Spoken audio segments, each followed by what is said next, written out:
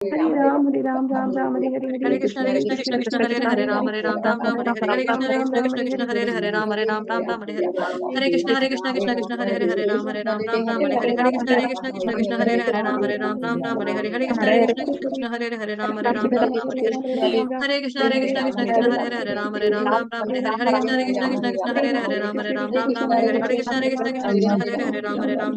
हरे कृष्ण हरे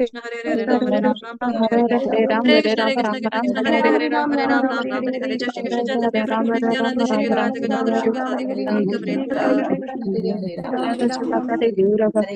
वृंद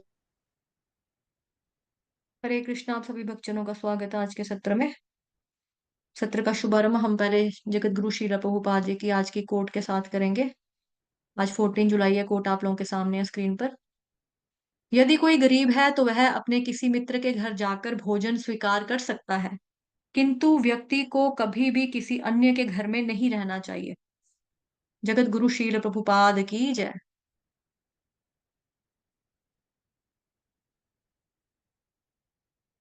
हरे कृष्णा। माता जी आप सुन पा रहे हो? जी माता जी। जी। हरे कृष्णा सभी भक्तों को पंचायत प्रणाम। तो भगवत गीता का वर्ष करेंगे। भगवत गीता चैप्टर 2 गीता का सार, वर्स नंबर 58। यदा संहर्त च अयं कूर्म अंगानि इव सर्वशः इंद्रियाणि इंद्रिय अर्थेभ्य तस्य प्रज्ञा प्रतिष्ठिता।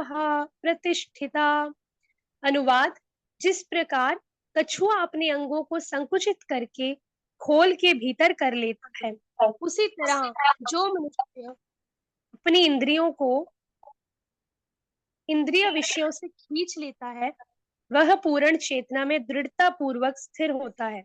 माताजी तात्पर्य। जी माता जी। तात्पर्य जगत गुरु श्रील प्रभुपाद द्वारा। श्रील प्रभुपाद की जय। किसी योगी, भक्त तथा आत्मसिद्ध व्यक्ति की कसौटी यह है कि वह अपनी योजना के अनुसार इंद्रियों को वश में कर सके, किंतु अधिकांश व्यक्ति अपनी इंद्रियों के दास बने रहते हैं और इंद्रियों के ही कहने पर चलते हैं। यह है उत्तर इस प्रश्न का कि योगी किस प्रकार स्थित होता है।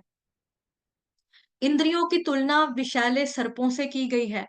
वे अत्यंत स्वतंत्रता पूर्वक तथा बिना किसी नियंत्रण के कर्म करना चाहती हैं। योगी या भक्त को इन सर्पों को वश में करने के लिए एक सपेरे की भांति अत्यंत प्रबल होना चाहिए।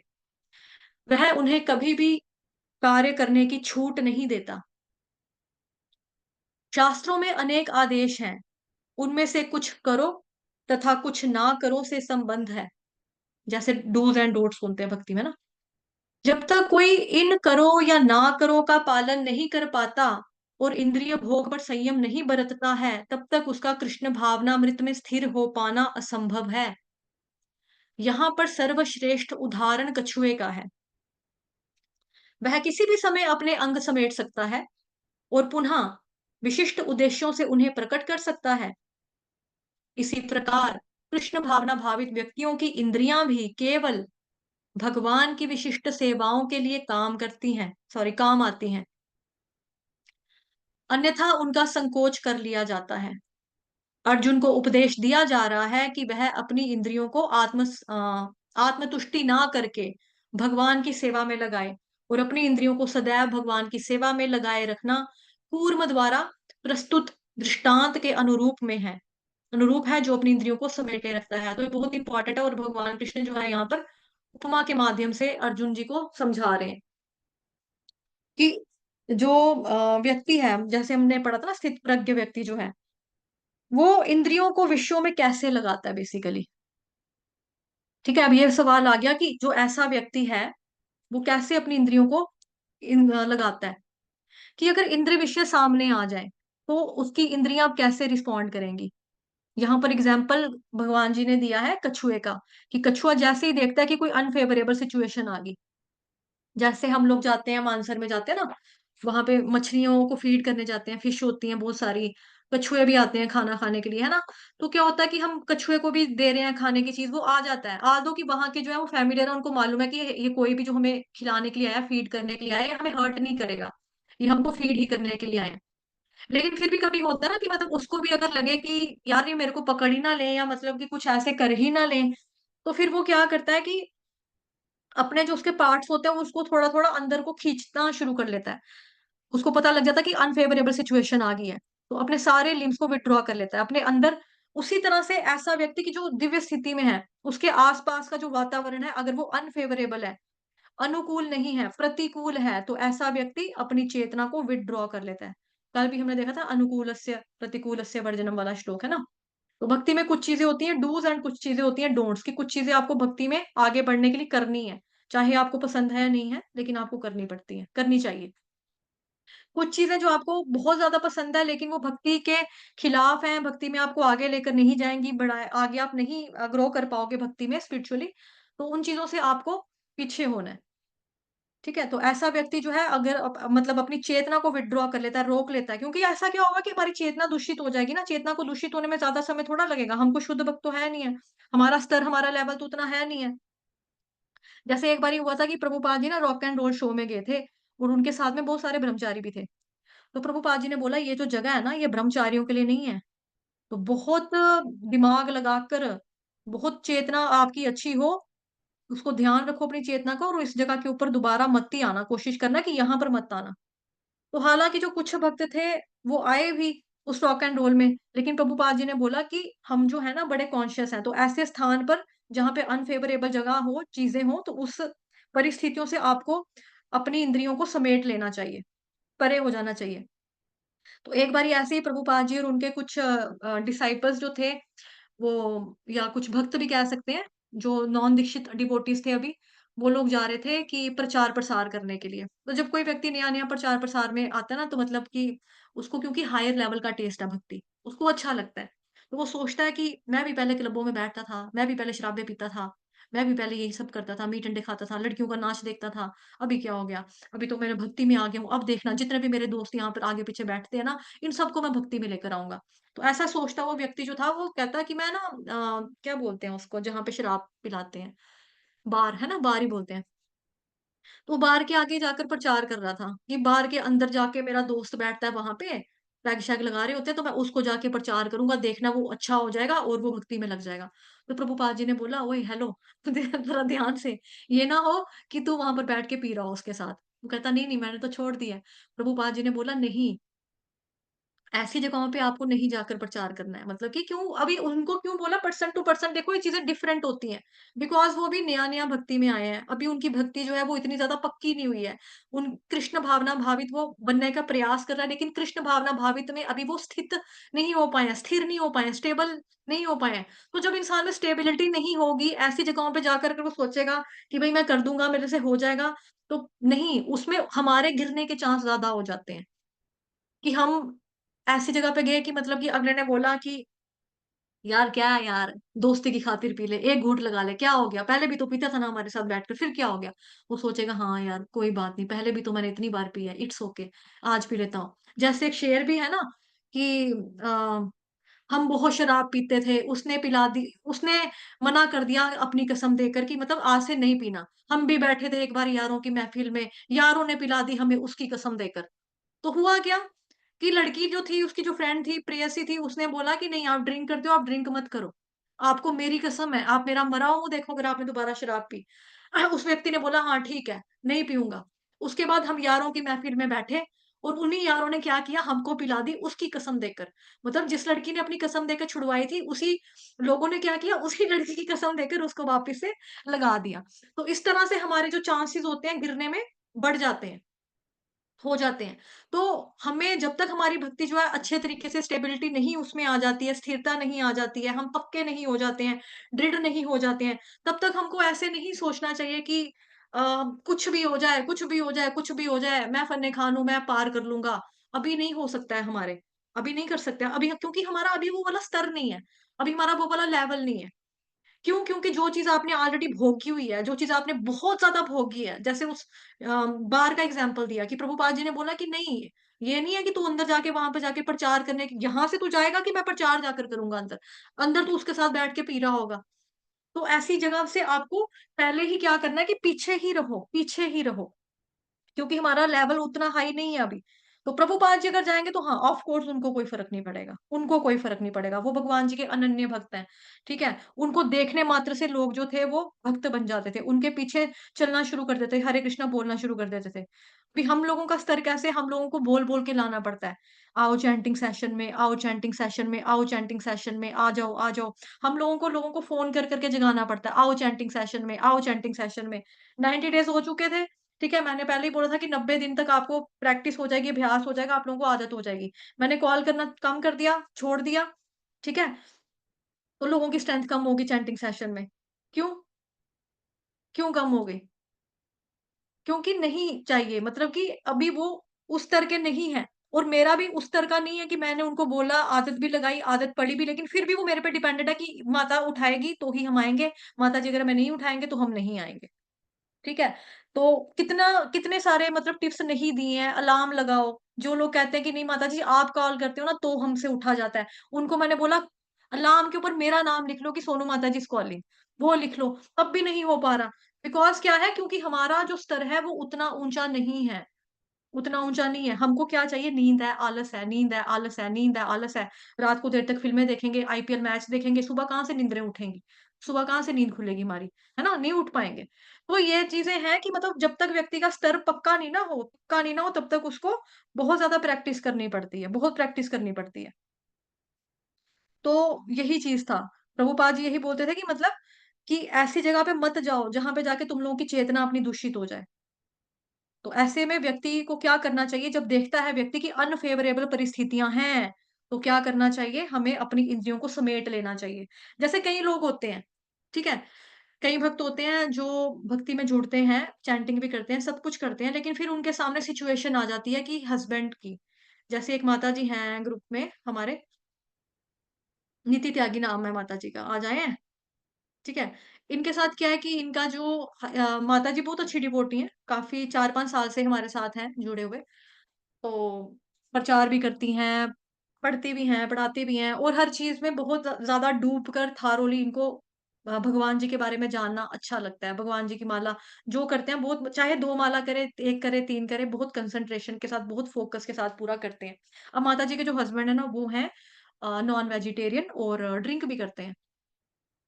और माता जी के जो वो थे, माता जी के हस्बैंड के जो फ्रेंड्स हैं, उन लोगों को भी क्या है कि इसी तरह की लाइफ़ जो है चाहिए। और उनको क्या करना पड़ता है टाइम टू टाइम अपने घरों में इन लोगों को इनवाइट करना पड़ता है, इनके लिए नॉन-वेज वगैरह बनाना पड़ अभी मुझे आज का नहीं पता लेकिन बनाना पड़ता था उनको, ऐसा बहुत होता था उनके साथ।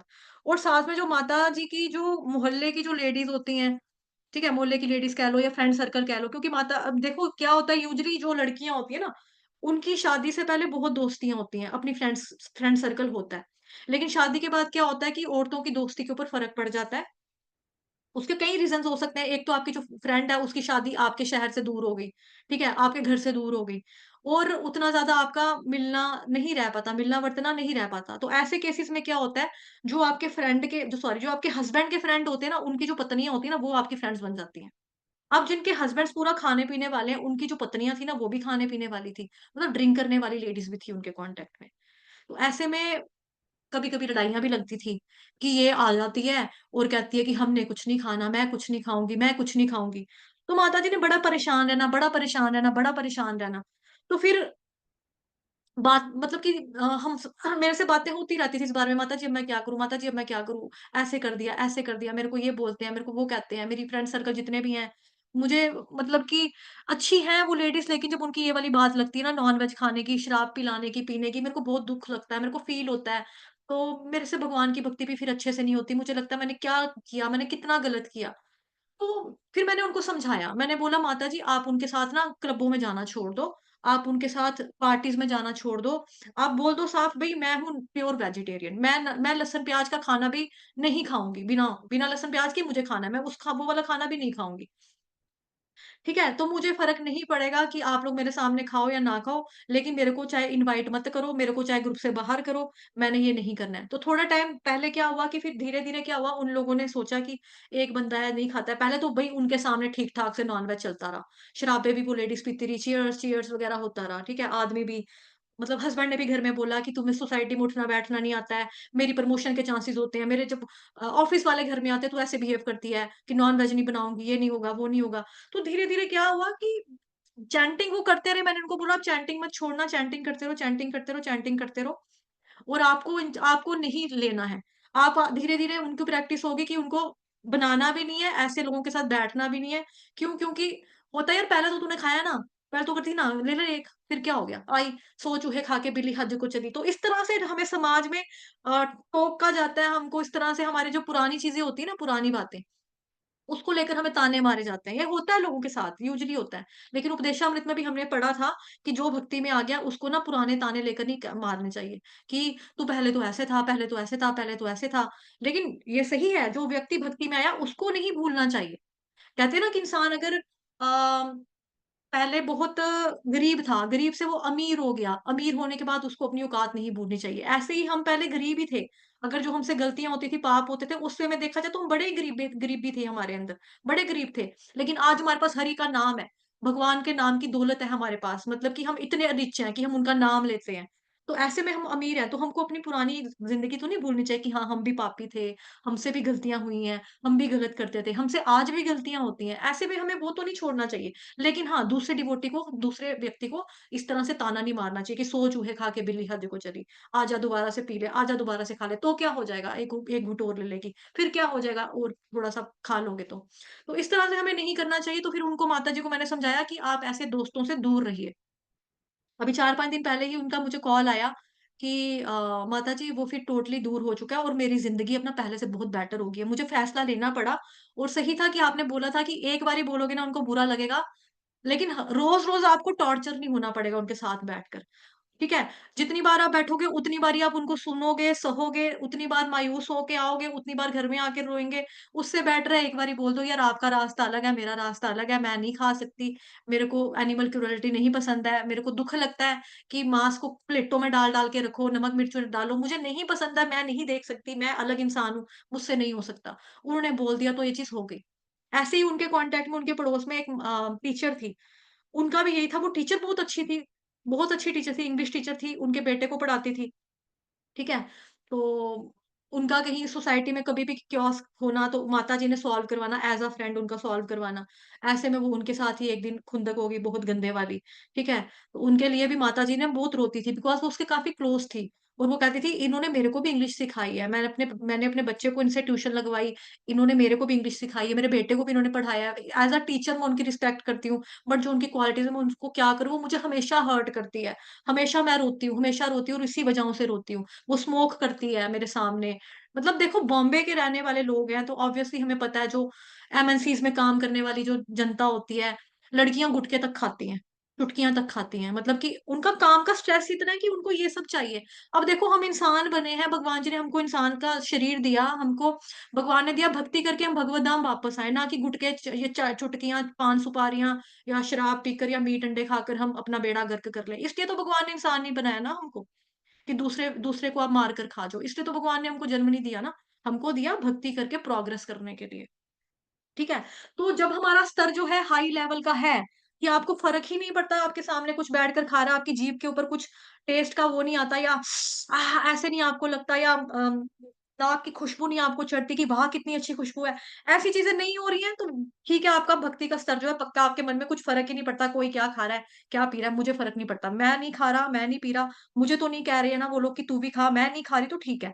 लेकिन अगर आपको लगता है कि ऐसी जगह जहाँ पर जिस चीज़ को आपने ऑलरेडी टेस्ट किया हुआ है, ठीक है?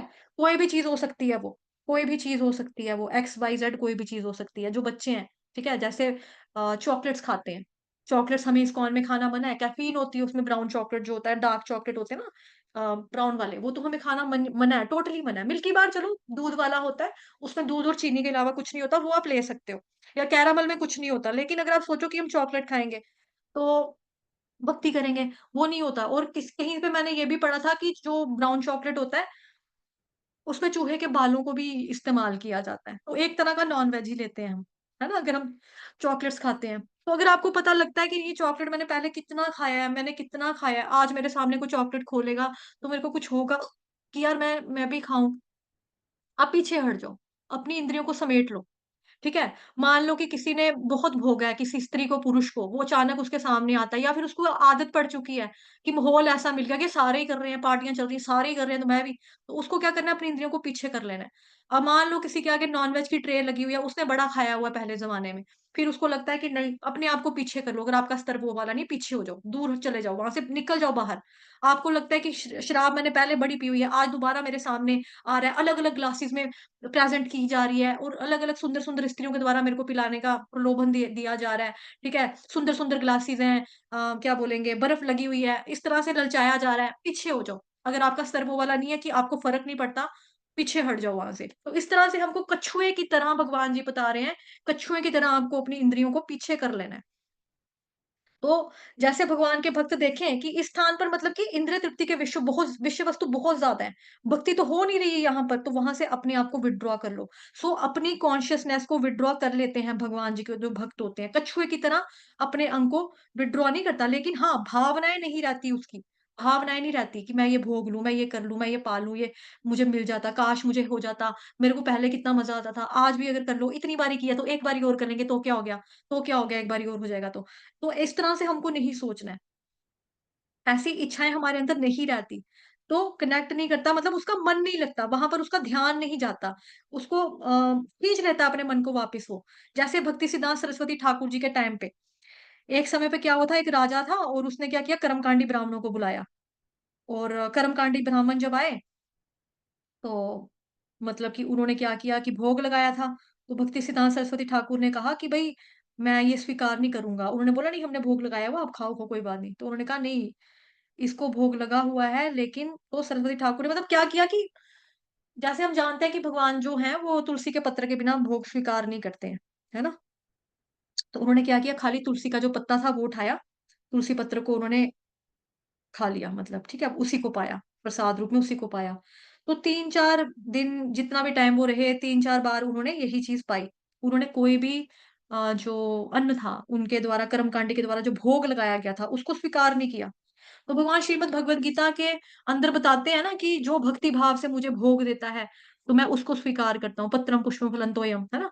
तो इसीलिए उन्होंने उसको स्वीकार नहीं किया। तो उन्होंने बोला कि हाँ, भई ये जो है ना भगवान तुलसी पत्र के बिना नहीं कुछ भी पाते हैं, तो तुलसी पत्र भगवान जी ने ज़रूर स्वीकार किया होगा, वो भगवान जी की फ़ेवरेट है, तो मैं उसी को पाऊँगा, अदरवाइज़ बाकी जो चीज़ें हैं उसको मैं स्वीकार नहीं करूँगा। मैं नहीं स्वीकार करूँगा। तो इसीलिए उन्होंने नहीं किया। जैसे उन्होंने देख लिया कि सिचुएशन अनफ़ेवरेबल है, कुछ भी प्रसाद पाने के लिए नहीं है, तो इंद्रियों को विथड्रॉ कर लिया। हमारी तरह नहीं है कि मर रहे हैं, बड़ी भूख लग रही है, बड़ी कालियाँ पड़ रही हैं, गिर रहे हैं, चक्कर आ रहे हैं, खा लो, कुछ तो खाना पड़ेगा, कुछ तो खाना पड़ेगा। पीछे हो गए। हम लोगों को क्या होता है कि मंदिर में जाते हैं कि नहीं यार, हैं तो भगवान ही है ना, कोई बात नहीं, कोई बात नहीं। कोई साईं बाबा की साइड भी चला जाता है, कोई किसी साइड चला जाता है, कोई पीर बाबू में चला जाता है, पीर बाबू में जाकर वहाँ पे खाना शुरू कर देता है। तो इस तरह से उन्होंने जो थे भक्तिसिद्धांत सरस्वती ठाकुर जी महाराज, उन्होंने नहीं लिया। उन्होंने बोला तुलसी का जो पत्ता है ना हाँ, ये भगवान जी को बड़ा प्रिय है, पक्का भगवान जी ने इसको पाया होगा तो मैं इसी को पाऊँगा, लेकिन बाकी भोग जो है वो मेरे लिए अस्वीकार्य है, मैं उसको नहीं पा सकता। तो इसलिए ऐसा व्यक्ति, ऐसा जो भक्त है वो अनफ़ेवरेबल सिचुएशन को जब देखता है तो अपनी इंद्रियों को विथड्रॉ कर लेता है, कि इंद्रिय तृप्ति में नहीं लगता, कि भूख लगी है चलो खा लो, नहीं खाया। इवन अगर भगवान जी का प्रसाद भी होता है ना, तब भी भगवान जी के जो भक्त होते हैं ना, वो सोच समझ कर पाते हैं। उसको भोग की इच्छा से नहीं पाना चाहिए, प्रसाद को। चाहे पेट भर जाए लेकिन तमीज़ से पाना चाहिए। तो आप लोगों को मालूम ही होगा, हम सभी इस्कॉन टेम्पल में जाते हैं, तो जब व्यक्ति नया-नया भक्ति में आता है ना, तो बोला जाता है इसको भर-भर के खिलाओ, इसको पेट भर-भर के खिलाओ, इसको अच्छे से रजाओ, इसको अच्छे से खिलाओ, जितना ज़्यादा प्रसाद खिलाना खिलाओ। उसके बाद धीरे-धीरे, धीरे-धीरे कम हो जाता है। मतलब कि वो खुद ही इंसान कम करता है, बिकॉज़ वो धीरे-धीरे शुद्ध होना शुरू हो जाता है ना, तो उसको प्रसाद में भोग की इच्छा नहीं होती। यूजुअली क्या होता है, भोग की इच्छा, देखो मैं इसको कैसे समझाती हूँ आपको, देखो डिफरेंस क्या है। प्रसाद, प्रसाद है, हम मंदिर में गए, इस्कॉन टेम्पल में गए, प्रसाद, प्रसाद है, भगवान जी को भोग लगा, हमने पाया, हमने ले लिया, खाया, ठीक है? अब प्रसाद को हमने किस वे में लिया, भगवान जी का प्रसाद है, उस वे में लिया तो ओके है। लेकिन अगर हम ये सोच के लिए प्रसाद में क्या है, पूड़ियाँ भी बनी हैं, हाय आलू बने हैं, कड़ाह बना है, हलवा बना है, ओहो हो, जलेबियाँ दे रहे हैं साथ में, आइसक्रीम भी दे रहे हैं, आज किसने फीस्ट करा दी, मज़ा आ गया यार, बल्ले-बल्ले हो गई आज तो, वाह, वाह, वाह, वाह! क्या खिला दिया आज हमें। अच्छा और क्या दे रहे हैं, फ्रूट चाट भी है, वाह! सलाद भी मिल रही है, राजमा चावल भी हैं, चने भटूरे भी हैं, ओहो हो! वाह, वाह, वाह, वाह! गजरेला हो गया, बड़ा मज़ा आ गया, बड़ा मज़ा आ गया। तो ऐसे में हम क्या कर रहे हैं, हम प्रसाद को प्रसाद से नहीं देख रहे हैं, हम उसको भोग की दृष्टि से देख रहे हैं। पूड़ियाँ, चने को छोले, कड़ाह, है ना? ये हो गया, पनीर मटर, फूल गोभी, ऐसे-ऐसे करके हम देख रहे हैं, तो दैट मीन्स कि हम प्रसाद को प्रसाद की दृष्टि से नहीं देख रहे। प्रसाद का मतलब हुआ प्रभु के साक्षात दर्शन। हम उन प्रभु जी के साक्षात दर्शन नहीं कर पा रहे हैं अन्न के अंदर। हमको क्या नज़र आ रहा है? पूड़ियाँ, चने, कड़ाह, हलवा, जलेबियाँ, समोसे, हमको ये नज़र आ रहा है। तो ऐसे ही एक हिज ग्रेस अमोघलीला प्रभु जी के लेक्चर में मैंने सुना था कि जयपुर का जो मंदिर है, राधा गोविंद टेम्पल, है ना?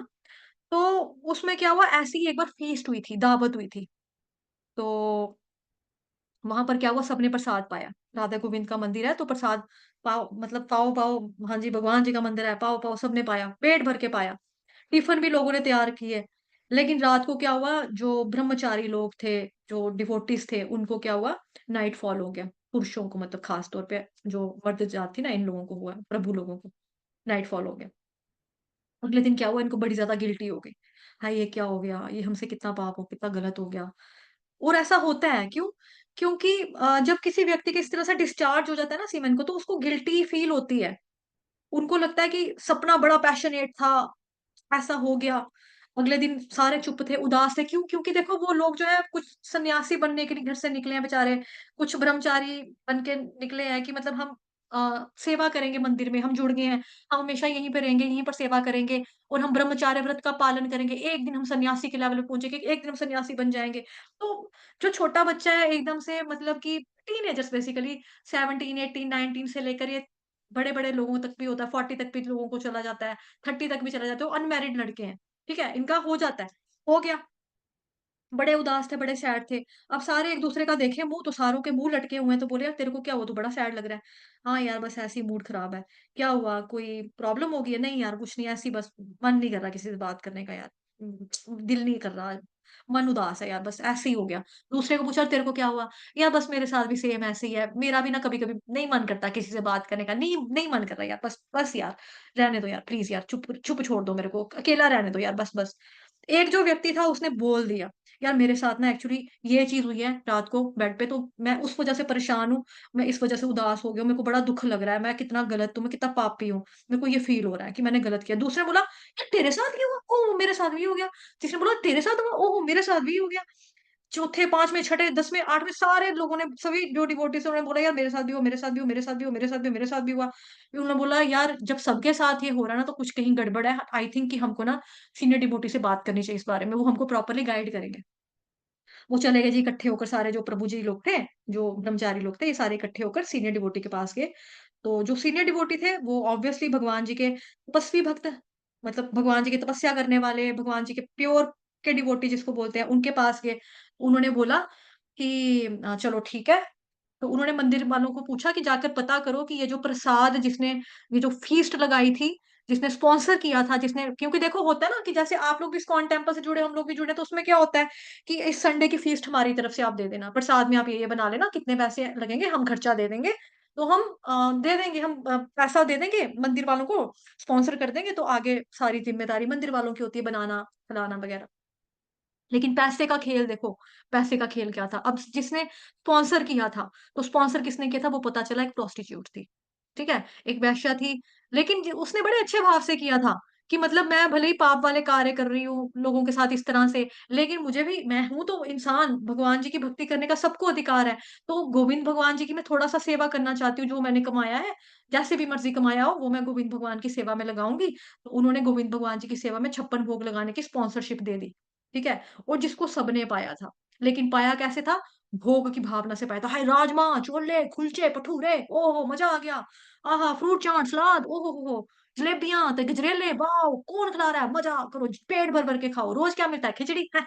रोज़ क्या खाते हैं? फुल्का, चावल, एक राजमा की सब्ज़ी, बस और क्या खाते हैं हम? कुछ नहीं मिलता। चलो आज तो बड़ा कुछ मिला है खाने के लिए। तो उन भक्तों ने क्या किया था? उस वे में पाया था।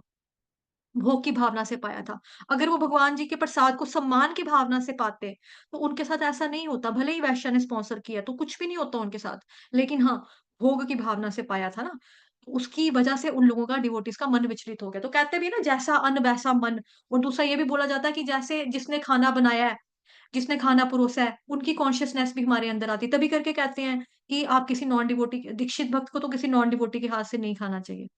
ठीक है? या फिर जो भक्ति की पूजा नहीं कर रहा, साधना नहीं कर रहा, उनके हाथ से नहीं करना खाना चाहिए, बाहर से नहीं खाना चाहिए। क्यों बोला जाता है कि बाहर से मत खाओ? बिकॉज़ बाहर का जो आप दुकानों पे जाकर खाओगे ना, तो उसने ना तो भगवान जी को भोग लगाया होता है, ना ही उसके मन में ये भावना होती है कि ग्राहक भगवान है। उसको ये होता है कि मैं खिलाऊँगा, मुझे पैसा मिलेगा, दुकान का किराया देना है, बच्चों के स्कूलों की फीसें देनी है, अपना भोग करूँगा, गाड़ी खरीदूँगा। उसके भी मन में कई चीज़ें चल रही होती हैं। तो वो उस वे में आपको परोस रहा है खाना, जो रसोई में पका रहा है खाना, वो सोच रहा होगा पकाते-पकाते, मेरे को छुट्टी चाहिए थी, छुट्टी चाहिए थी, छुट्टी तो मिली नहीं है। यार क्या ज़िंदगी है मेरी, यहाँ पे तंदूर के आगे बैठे रहो, पकते रहो, सड़ते रहो, पसीना बहाते रहो, फुलके बनाते रहो, रोटियाँ लगाते रहो, क्या ज़िंदगी है। जो इस चेतना से बना रहा है अपने आप को कोस-कोस के, खिलाने वाले को भी कोस-कोस के खिला रहा है, तो खिलाने वाले को, जो खाने वाला है, जो खाना खाने वाला होगा, उसको क्या ही कॉन्शियस उसकी कैसी होगी? ऑब्वियसली उसकी भी पैसा, लालच, ऐसा ही होगा ना उसको, जो बनाने वाले के मन में विचार चल रहे होंगे ना, वही विचार उसके चेतना के अंदर भी आ जाते हैं। तभी करके बोला जाता है बाहर का मत खाओ, तभी करके बोला जाता है हर किसी के घर में मत चले जाओ खाने के लिए। आपको याद होगा जो पुराने ज़माने के जो होते थे ना, अंकल आंटी जो बुजुर्ग होते थे, ये लोग क्या करते थे, किसी के घर में भी जाते थे ना, तो ये अपना खाना या तो साथ लेके जाते थे, या किसी के घर में जाते थे तो अपना उनका उनके घर से खाना, पानी कुछ नहीं, पानी का गिलास तक नहीं पीते थे कि नहीं हम खा कर आए हैं, हम पी कर आए हैं। वो लोग बहुत ज़्यादा ध्यान रखते थे चेतना का, कि ये भक्त है, अभक्त है, इनका घर गंदा है, इनके घर में सफाई नहीं है, इनके घर में अच्छा नहीं है, तो इसका नेचर अच्छा नहीं है, ये बड़ा गंदगी स्वभाव वाला व्यक्ति है, ये मतलब जिसको मैं समझाने के लिए आई हूँ, ये किसी का पैसा मार रहा है इसने, ठीक है? ये करैक्टर का इंसान अच्छा नहीं है। तो ऐसे उन लोगों को पता होता था कि गाँव के जो लोग होते थे ना, उनको पता होता था ये इंसान कैसा है, तो उसके घर में जाते भले ही थे। जैसे कोई सुख-दुःख की बात हुई, अफ़सोस करने जाना एक सामाजिक तौर के ऊपर, या मुबारक देने चले जाना, हाँ जी, आपके घर में शादी जुड़ी है, चलो जी मुबारक है आपको। लेकिन उस समय आप सोचो कि वहाँ जाके खा रहे हैं, पी रहे हैं, वो लोग ये चीज़ें नहीं करते थे, अपने घर में आकर खाते थे। तो या पानी वगैरह जो थे, आजकल तो बॉटलें वगैरह आती हैं ले लेते हैं लोग, है ना? तो बड़ी ज़रूरी चीज़ होती थी, कहीं पे खाना पड़ जाए तो खाना पड़ जाता था। जैसे आज का प्रभुपाद जी का जो कोट था, वो भी यही था ना कुछ, ये देखो कोट भी आज का चलो कनेक्टेड है। यदि कोई गरीब है तो वह अपने किसी मित्र के घर जाकर भोजन स्वीकार कर सकता है, किंतु व्यक्ति को कभी भी किसी अन्य के घर में नहीं रहना चाहिए। अब मित्र के बारे में यहाँ पर खास तौर पे क्यों बोला गया है? बिकॉज़ मित्र के बारे में हमको उसका कैरेक्टर क्या है, चरित्र क्या है, अच्छे से पता होता है। ठीक है? अच्छे से मालूम है मित्र हमारा किस तरह का है, कितने पानी में है, और अगर हमें पता है कि मित्र जो है हमारा लोभी है, भोगी है, ठीक है? वो गंदा इंसान है, तो हम उसके घर में क्यों जाएँगे? ऐसे व्यक्ति से मित्रता क्यों रखेंगे? तो मित्र के घर में सोना पड़ जाए तो दैट्स ओके, लेकिन आप सोचो कि वहाँ पे बैठ के हम रोटी भी खाएँ, तो वो चीज़ें नहीं करनी चाहिए। अगर आपको मालूम है कि वो इंसान में कुछ इस तरह से गलतियाँ हैं, गंदी बातें हैं, तो उसमें हमको अपनी इंद्रियों को पीछे ले जाना चाहिए, जैसे भक्ति सिद्धांत सरस्वती ठाकुर जी ने किया। कर्मकांडी लोगों ने प्रसाद मतलब भगवान जी को भोग लगाया, तो खाली उन्होंने तुलसी का पत्ता लिया, उसी से 3-4 दिन तक गुज़ारा किया। लेकिन उन्हें भोगा नहीं, मतलब कि खाने को भोग की दृष्टि से कि भई मुझे नहीं चाहिए, मैंने नहीं खाना, मैं सिर्फ़ भगवान जी का तुलसी का पत्ता लूँगा, बिकॉज़ ये भगवान का फ़ेवरेट है, इसको ये भगवान जी का बड़ा प्यार है, भगवान ने इसको पाया होगा, मैं भी इसी को पाऊँगा प्रसाद के रूप में, तो बस ओके, मेरे लिए बहुत है। तो भोग की भावना से कभी भी हमें ये चीज़ें नहीं करनी चाहिए, तभी करके मन विचलित हो जाते हैं। तो ऐसे कभी आपके सामने, भक्तों के सामने कभी भी इंद्रियों के विषयों आ जाएँ, जो आपको अपनी तरफ खींचने की ट्राई करें, तो अपने आप को लगता है हमें कि ये चीज़ नहीं है हमारे लिए फ़ेवरेबल, तो पीछे हो जाओ वहाँ से, ठीक है? तो हमें ध्यान रखना चाहिए। तो फास्टिंग के टाइम पे भी हमको ध्यान रखना चाहिए, फीस्टिंग के टाइम पे भी हमको ध्यान रखना चाहिए। फास्टिंग पे भी कई बार होता है ना कि हम लोग जैसे व्रत रखते हैं, हम भगवान जी के लिए, भगवान ने तो देखो व्रत नहीं ना रखा होता, भगवान जी तो नहीं रखते हैं व्रत, लेकिन हम क्या सोचते हैं, आज हमने आलू खाने हैं, आज हमने टिकड़ा टिकड़ा खाना है, उसका आलू का टिकड़ा खाना है और फ्रूट खाना है, आज हम भगवान जी को भी यही भोग लगाएंगे। हम कभी ये तो नहीं कहते ना भगवान का व्रत थोड़ा है, भगवान ने थोड़ी ना, हम कभी उनके लिए स्पेशली बनाते हैं, हम कभी नहीं बनाते। हम व्रत में भी अपनी ही भोग की दृष्टि करते हैं।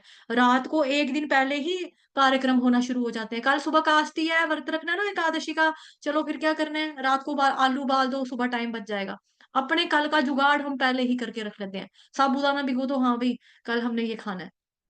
घिया ले आओ, घिया को पहले उबाल दो, कद्दूकस कर दो, कल हम घिये का रायता खा लेंगे।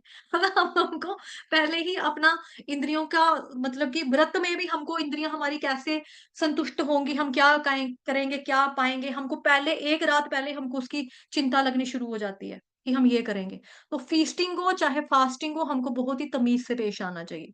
उसमें भी हमको व्रत रख के भी भोग की दृष्टि से नहीं हमको खाना चाहिए कि आज तो व्रत है, तो व्रत में हम बड़ा कुछ है हमारे पास खाने के लिए, संगाड़े के आटे के हम पकोड़े खा लेंगे, हम पेठे के पकोड़े खा लेंगे, जो भी व्रत में चीजें अलाउड होती हैं, ठीक है, वो हम ये ले लेंगे, वो खा लेंगे, ये सिउल की खीर खा लेंगे, सिउल का रायता डाल लेंगे। तो दोनों ही केसेस में हमको तमीज से पेश आना चाहिए, बिकॉज देखो उपवास का मतलब होता है उपवास, निकटवास करना। किसके निकटवास करना? जिनके लिए व्रत रखा है। किसके लिए व्रत रखा है एकादशी का? कृष्ण भगवान जी के लिए व्रत रखा है। तो कृष्ण भगवान जी के निकट जितना वास करें, वो हमारी सोच होनी चाहिए, ना कि ये कि बड़ा वैरायटी हो जाएगी आज हमारे पास व्रत रख कर खाने के लिए, आलू के पकोड़े हो जाएंगे, आलू के चिप्स हो जाएंगे, है ना, खट्टे आलू बना लेंगे, आमचूर तो अलाउड होता है, मिर्च डाल लेंगे थोड़ी सी, ऐसे कैसे हमें स्वाद आएगा, दही वाले आलू बनाएंगे। तो इस तरह से क्या हो रहा है, अगर हम व्रत में भी यही चीजें कर रहे हैं तो दैट मीन्स हम अपने भोग की ही अपने भोग के लिए हम ये कर रहे हैं, भोग को सेटिस्फाई करने के लिए ही कर रहे हैं कि भाई मैं ये खाऊं वो खाऊं वो खाऊं। भगवान जी के निकट वास करना चाहिए हमको एकादशी के व्रत पे। कैसे करना चाहिए? हरे कृष्ण महामंत्र का जप ज्यादा से ज्यादा करके करना चाहिए। उनके बारे में भगवत गीता पढ़े, शास्त्र पढ़े, मतलब भगवत गीता पढ़ो, भागवतम पढ़ो, श्रवण कर लो, ठीक है, और ज्यादा से ज्यादा चैंटिंग, ज्यादा से ज्यादा चैंटिंग, ज्यादा से ज्यादा चैंटिंग, ज्यादा से ज्यादा चैंटिंग, इस तरह से हमें अभ्यास करना है व्रत में। ये नहीं है कि पकोड़े खा लो जी, दही कराता खाएंगे, ये खाएंगे वो खाएंगे, फलान ढींग, इतना नहीं। जितना जरूरी है कि मतलब अब ये भी नहीं है कि व्रत रख के भूखे सड़ते रहो, तो फिर आप सोचो कि यार कुछ भी नहीं खाया, पानी भी नहीं पिया, तो अब शाम को बस खोल लेंगे, चांद निकलेगा तब हो जाएगा, रोजा टाइप रख लेते हैं एक तरह का, वो चीजें भी नहीं करनी है। अगर देखो आपसे भक्ति नहीं हो रही है खाली पेट की वजह से, तो उतना खुराक दे दो अपने पेट को जितना आपको भक्ति करने के लिए जरूरी है ना। जैसे होता है कईयों को दवाई खानी है, किसी के सिर में इतनी दर्द होती है कि भूखे पेट नहीं रहा जाता, मुंह से बोला है कि चैंटिंग करो, मुंह से बोलो कान से सुनो, मुंह से बोलो कान से सुनो, बोल बोल के मुंह सूखता है, नहीं हो पाता, प्यास लगती है, तो कोई बात नहीं, पी लो पानी, लेकिन पानी उतना ही पियो। खाना जो भी मतलब आपको प्रसाद लेना है, या आई मीन जो फुलवार खाना है व्रत रख के, वो उतना ही लो जितने में आपकी खाकर भक्ति हो सके। ये नहीं कि पहले चंगे से टिट भर लो अपना, उसके बाद हरे कृष्णा, अरे कृष्णा, नींदर आ रही है, वासियां मारी जा रहे हैं, मारी जा रहे हैं, मारी जा रहे हैं, और मंत्र टूटा पुजा हो रहा है, उसकी फिर कोई फिक्र नहीं, ऐसी भक्ति का कोई फायदा नहीं है फिर। ठीक है, भगवान जी का व्रत रखना है, जो काम करो फिर थोड़ा सा दिल से करो, व्रत रखना है। उपवास का मतलब भगवान जी के निकट वास करना। तो फास्टिंग हो फीस्टिंग हो, उसको तमीज से हमें पेश आना चाहिए। तो जो भी व्यक्ति अपनी इंद्रियों को विषयों के भोग में लगाता है, तो भला कैसे लगा रहा होता है? जब अनफेवरेबल है तो विड्रॉ कर लेगा, लेकिन जब फेवरेबल है तो उस समय बड़े ही सभ्य तरीके से अपनी इंद्रियों को लगाता है। और मेरा और मतलब कि यही एक लक्षण होता है उस व्यक्ति का जो स्थित प्रज्ञ है वास्तव में। ठीक है? तो और जो दूसरी चीज भी एक हमने यहाँ पर देखी थी, यहाँ पर, हाँ, जैसे शास्त्रों में अनेक आदेश हैं, उनमें से कुछ करो कुछ ना करो। जब तक कोई इन करो या ना करो का पालन नहीं कर पाता और इंद्रिय भोग पर संयम नहीं बरतता है, तब तक उस कृष्ण भावना में स्थिर हो पाना असंभव है। यहाँ पर कछुए का उदाहरण जो है वो बेस्ट उदाहरण भगवान जी ने हमें देकर समझाया है। तो भक्ति में कुछ करो, ठीक है, भक्ति में आगे बढ़ना है, शास्त्रों का अध्ययन करो, शास्त्रों में बताया गया है, कुछ करो क्या? 4 नियमों का पालन करो, हरे कृष्ण महामंत्र का जप करो, ठीक है, अभक्तों से दूर रहो और भक्तों की संगत में रहो, गुरु महाराज जी से श्रवण करो, ठीक है, 4 नियमों का पालन करो, और क्या ना करो, मांस मीट अंडा ना खाओ, लहसुन प्याज ना खाओ, इलिसिट सेक्स ना करो, जुआ ना खेलो, मीट अंडा ना खाओ, है ना। तो कुछ चीजें करनी है, कुछ चीजें नहीं करनी है, और करो ना करो का जो व्यक्ति पालन नहीं कर पाता है, उसी व्यक्ति के साथ हो जाता है इंद्रिय भोग पर कंट्रोल उसका नहीं हो पाता। और जब कंट्रोल नहीं हो पाएगा, दैट मीन्स उसका क्या मतलब है कि वो भक्ति भले ही कर रहा है लेकिन वो अभी स्थिर नहीं हो पा रहा है, कृष्ण भावनामृत में भी स्थिर नहीं हो पाया, असंभव है उसके लिए।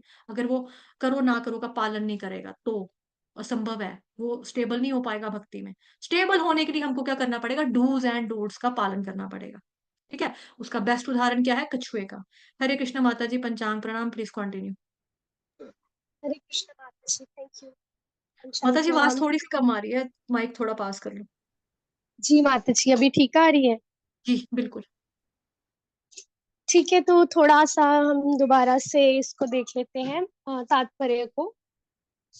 तो भगवान श्री कृष्ण ने यहाँ पे कूरम की एग्जाम्पल दी है ना, तो आप देखोगे इसका जो श्लोक है, इसका जो वर्स है, उसमें भी कूरम का एग्जाम्पल आ रहा है। तो कूरम का मतलब क्या होता है, कछुआ।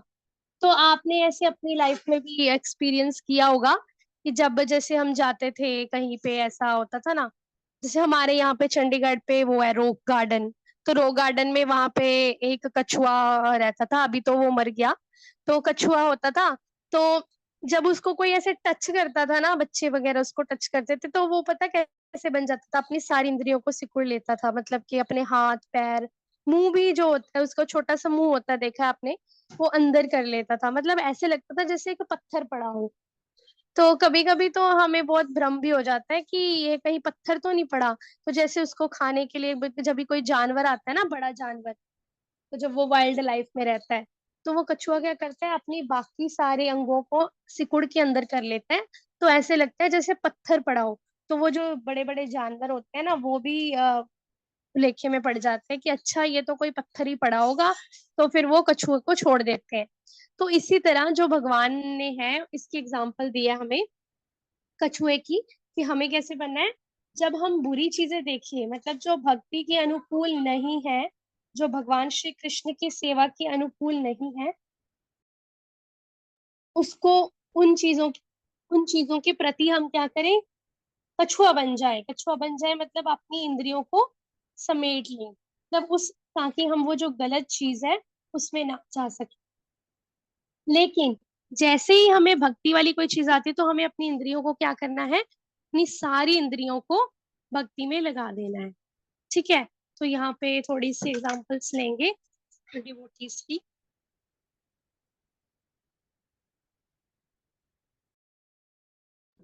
तो यहाँ पे थोड़ी सी एग्जांपल लेंगे कि एक योगी होता है, यहाँ पे लिखा है ना तात्पर्य में कि योगी का असली टेस्ट क्या होता है।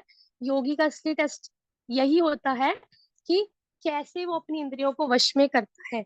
मतलब वो कैसा दिखता है, उसने कैसे कलर के कपड़े पहने हैं, भगवे रंग के या कैसे भी व्हाइट कलर के कपड़े पहने हैं, पूरा कैसे अपने आप को सजाया हुआ है, बड़ा सा टीका लगाया, तिलक लगाया है, ठीक है, बाल वाल सब ठीक रखे हुए हैं, हाथों में बहुत सारी रुद्राक्ष पहने हैं, गले में बहुत सारी माला पहनी है। ठीक है, इससे जो असली योगी है उसकी हम पहचान नहीं कर सकते।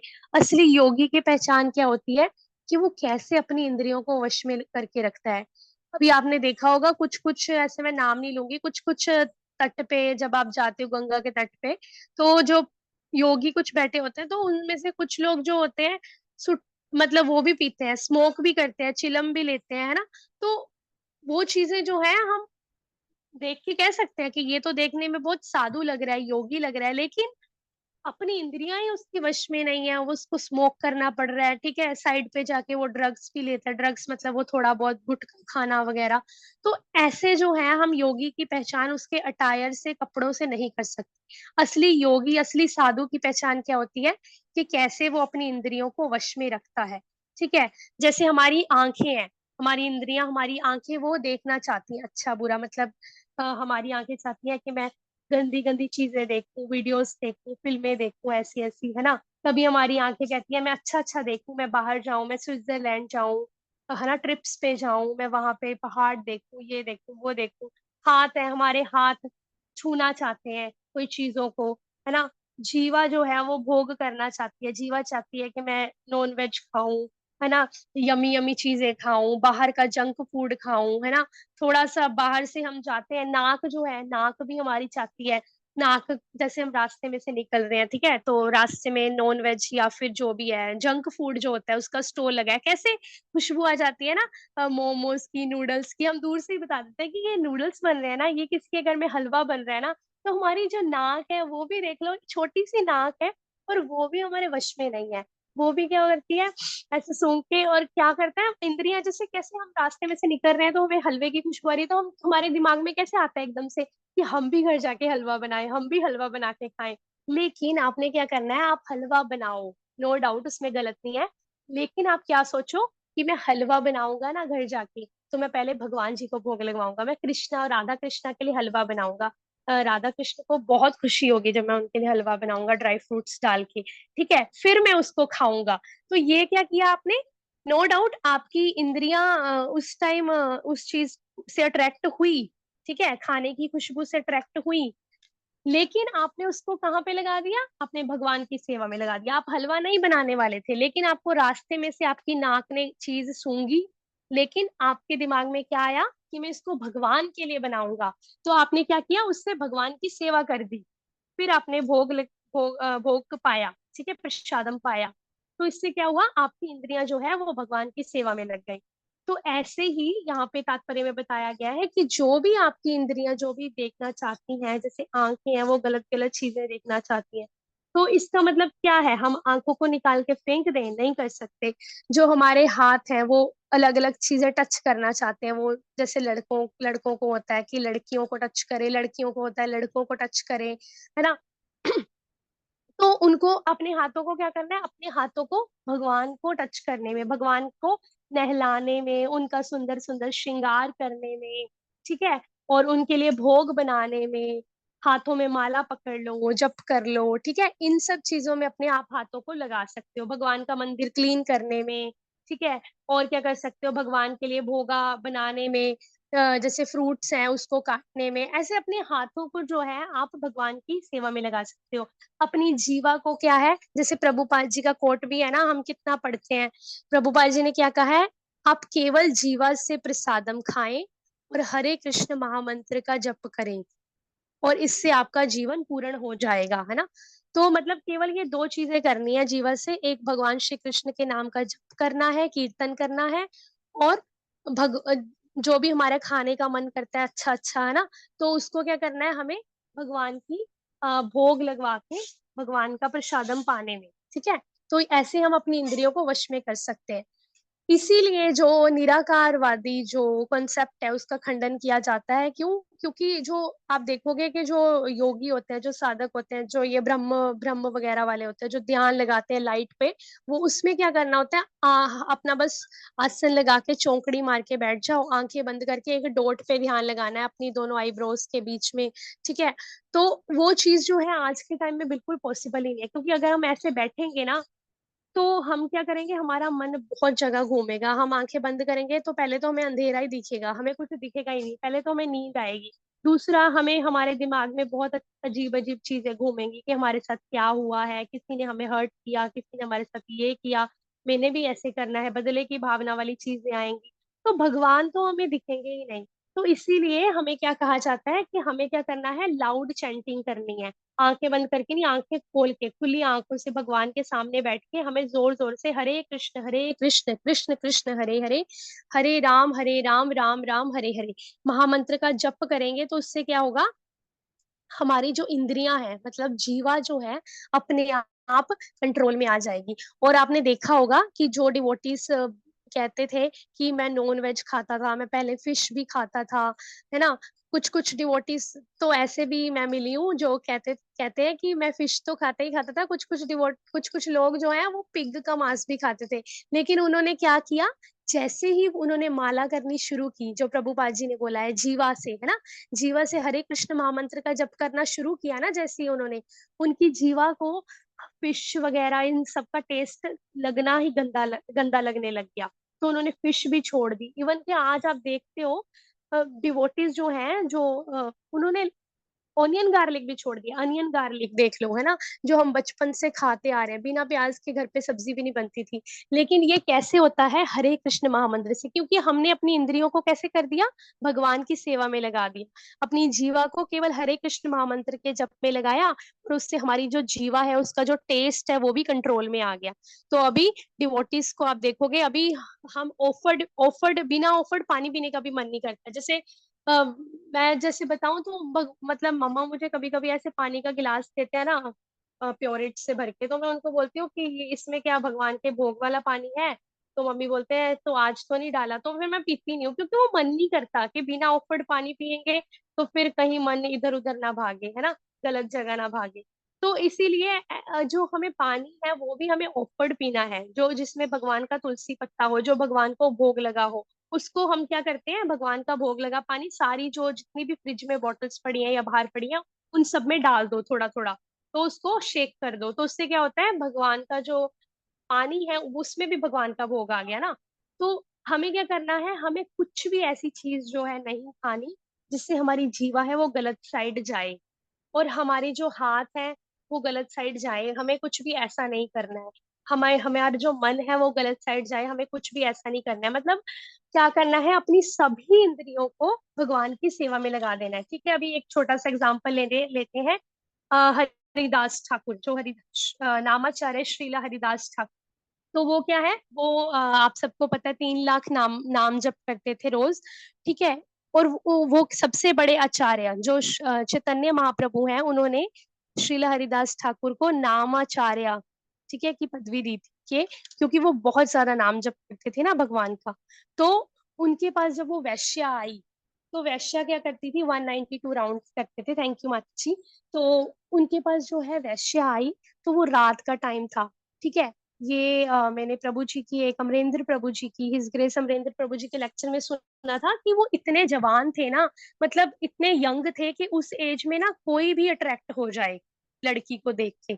लेकिन इतने यंग होने के बावजूद, और रात का टाइम था, मतलब सब कुछ जो चीजें थी ना ऐसी थी, रात का टाइम था, शाम थी, अंधेरा था। ठीक है, और कोई भी नहीं था आसपास, सुनसान जगह थी, यंग थे, जवान थे, अकेले थे। ठीक है, और कोई भी नॉर्मल पर्सन हो वो इन सब चीजों में पड़ जाए, ठीक है, गलत चीजों में। ऐसा जो टाइम होता है ना रात का, ये तामसिक टाइम बोला जाता है ना इसको। लेकिन जो हरिदास ठाकुर थे, उन्होंने क्या किया, केवल हरे कृष्ण महामंत्र का जप करते रहे, और उनकी अपनी जो इंद्रियां थी वो इतनी उनके वश में थी, ठीक है, कि वो वैश्या उनके सामने बैठी रही, हिली नहीं वहां से। जब श्रीला हरिदास ठाकुर ने बोला कि तुम यहाँ पे बैठ जाओ, मैं पहले नाम जप करूंगा फिर मैं तुम्हारी बात सुनूंगा, ठीक है, तो वैश्या ने उनकी बात मान ली।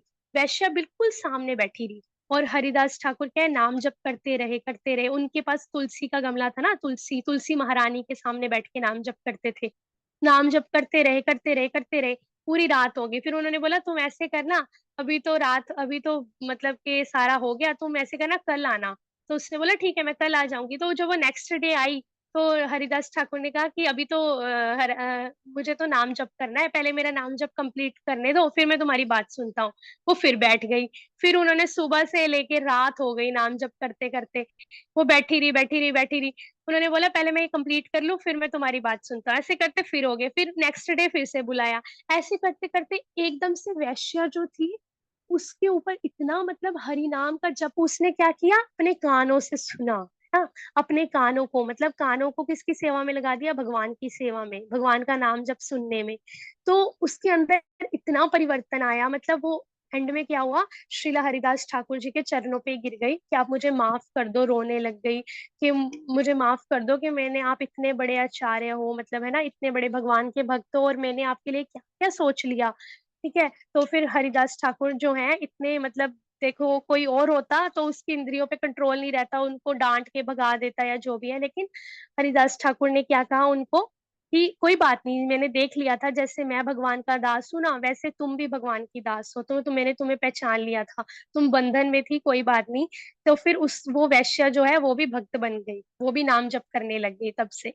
तो ऐसे जो है उन्होंने अपनी, मतलब इंद्रियों को इतना कंट्रोल में किया था, कैसे, केवल हरे कृष्ण महामंत्र के जप से। तो हमें क्या करना है, हमें कुछ ज्यादा नहीं करना, हमें हरे कृष्ण महामंत्र का जप करना है जीवा से, और भगवान का जो भोग है प्रसादम उसको पाना है। उससे क्या होगी, हमारी जीवा जो है कंट्रोल में रहेगी। वैसे ही अपने पैरों को किस में लगाना है, भगवान के सामने डांस करने में। ठीक है, मंदिर में जाओ डांस करो। ठीक है, और पैरों को किस में लगाना है, भगवान के मंदिर में चल के जाने में। ठीक है, और अपने हाथों को भगवान का भोग बनाने में, प्रसाद बनाने में। ठीक है, माला जप करने में। और अपनी आंखों को किस में लगाना है, अपनी इंद्रियों में आंखों को लगाना है भगवान का दर्शन करने में। ठीक है, सीनियर डिवोटिस गुरु महाराज जी का दर्शन करने में, चैतन्य महाप्रभु का दर्शन करो, राधा कृष्ण का, श्री श्री गौर निताई का दर्शन करो। ठीक है, और अपनी जो नाक है उसको किस में लगाना है, भगवान के जो फूल और तुलसी पत्ते होते हैं उसको सूंघने में। ये भी आपने सुना होगा, जो 4 कुमार थे उन्होंने क्या किया, वो उन्होंने केवल तुलसी पत्र सूंघने मात्र से वो कृष्णा कॉन्शियसनेस में आ गए, है ना, भगवान कृष्ण के भक्त बन गए। उन्होंने केवल तुलसी पत्तों को सूंघा था अपने नाक से। तो अपनी सारी इंद्रियों को हमें क्या करना है, भगवान की सेवा में लगाना है। उससे क्या होगा, हम जो है अपने आप जो है कंट्रोल में आ जाएंगे। इसी तरह आ, इसका एक श्लोक भी है जो हम डेली पढ़ते हैं, ऑलमोस्ट डेली पढ़ते हैं, आप सबको याद होगा। किसी को याद है तो वो प्लीज हैंड रेस करे, क्योंकि ये बहुत पढ़ते हैं हम श्लोक, और लर्न करने के लिए भी बोला था।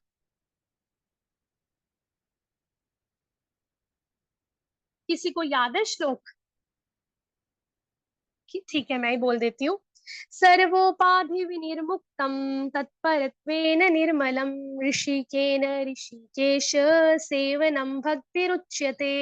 1.1.12। ठीक है, इसमें क्या है कि मनुष्य को जो भी है, जितनी भी समस्त उपाधियां हैं उनसे मुक्त होना चाहिए, और कृष्ण कॉन्शियसनेस के द्वारा जितनी भी समस्त भौतिक कलमश है उससे शुद्ध होना चाहिए। और उसको क्या करना चाहिए, शुद्ध पहचान प्राप्त करनी चाहिए, ताकि वे अपनी समस्त इंद्रियों को, ऋषिकेन ऋषिकेश, अपनी समस्त इंद्रियों को भगवान कृष्ण यानी इंद्रियों के स्वामी कृष्ण की सेवा में लगा सके। मतलब जो भी भक्ति का अर्थ क्या है, कि हम अपनी सभी इंद्रियों को, जो भगवान इंद्रियों के स्वामी है ना, उनकी सेवा में लगाएं। और उससे क्या होगा, हम जितने भी कलमश हैं उनसे क्या हो जाएंगे, मुक्त हो जाएंगे। तो ये वाला श्लोक प्लीज याद रखें अच्छे से, जिसको नहीं याद वो लर्न कर ले। तो आज के वर्ष का बस यही शिक्षा है, कि जो हमें अपनी सारी इंद्रियों को है, हमें देखना है, नोट करना है, ऑब्जर्व करना है कि हमारी इंद्रियां कहाँ भाग रही है। जैसे कि श्रीला प्रभुपाद जी को किसी ने बोला था कि मुझे प्रभुपाद जी काम वासना बहुत सताती है ना। तो अभी कोई बोलेगा कि मतलब काम वासना के लिए क्या करें, वो इंद्रियों को कैसे भगवान की सेवा में लगाए, है ना, वो चीज को तो हम भगवान की सेवा में लगा ही नहीं सकते। तो प्रभुपाद जी ने क्या कहा, कि अपनी जो भगवान, जब आप मंदिर जाते हो तो भगवान श्री कृष्ण की जो भौहें है ना, आईब्रोस है ना, तो आईब्रोस पे ध्यान लगाना चाहिए। तो जब हम कृष्ण भगवान की आईब्रोस पे ध्यान लगाएंगे, ठीक है, तो देखो भगवान श्री कृष्ण के एक एक जो पार्ट है उसके ऊपर जब हम ध्यान लगाते हैं, तो उससे हमारी इंद्रियां जो है, मतलब वो वाली काम वासना जो है कंट्रोल हो जाएगी। और प्रभुपाद जी से किसी ने ये भी बोला था कि मेरे जो हाथ है ना वो गंदा गंदा टच करना चाहते हैं। तो प्रभुपाद जी ने क्या कहा, तुम एक काम करो, तुम ना अर्च विग्रह को प्यार, मतलब अर्च विग्रह, भगवान के अर्च विग्रह को, गौर निताई को नहलाओ, स्नान दो, श्रृंगार करो सुंदर सुंदर। तो उससे क्या होगा, जो हमारे तुम्हारे हाथ है ना, तुम्हारे हाथ भगवान के अर्च विग्रह को छुएंगे ना, तो तुम्हारे हाथ किसी गंदी गंदी चीज को छूना नहीं चाहेंगे। और तुम भगवान को तैयार करोगे ना, श्रृंगार करोगे, सुंदर सुंदर स्नान कराओगे, उनके कपड़े पहनाओगे प्यारे प्यारे, तो उससे क्या होगा, तुम्हारी आंखें जब भगवान के अच्छे विग्रह का दर्शन कर लेंगी ना, तो तुम्हारी आंखें कुछ गंदा गंदा देखना ही नहीं चाहेंगी। तो हम ऐसे ही अपनी इंद्रियों को भगवान की सेवा में लगा सकते हैं। और जो भी आ, गंदी चीजें हैं उनसे दूर करने के लिए हम कछुआ बन जाना चाहिए। कछुआ बन के मतलब अपनी इंद्रियों को इंद्रिय विषयों से खींच के अपने पूर्ण चेतना में, पूरी तरह फुल कॉन्शियसनेस में, मतलब कृष्ण भावना भावित बनना है। ठीक है, तो आज का जो शिक्षा है वो यही है, कि अपनी सभी इंद्रियों को हमें नोट करना है, कि कैसे कौन सी इंद्रियां को हमें भगवान की कैसी सेवा में लगाना है। ठीक है, तो हरे कृष्णा सभी भक्तों को पंच रहना। हरे कृष्णा माता जी, थैंक यू सो मच। तो ज्ञान इंद्रिया, कर्म इंद्रिया सबको लगाना है, ठीक है। चलिए बंद करते हैं माता जी, वो एंड करो। जी माता जी। वाञ्छाकल्पतरुभ्यश्च कृपा सिन्धुभय एव च पतितानां पावनेभ्यो वैष्णवेभ्यो नमो नमः। अनंत कोटि वैष्णव वृंद की जय, श्रील प्रभु की जय। जय।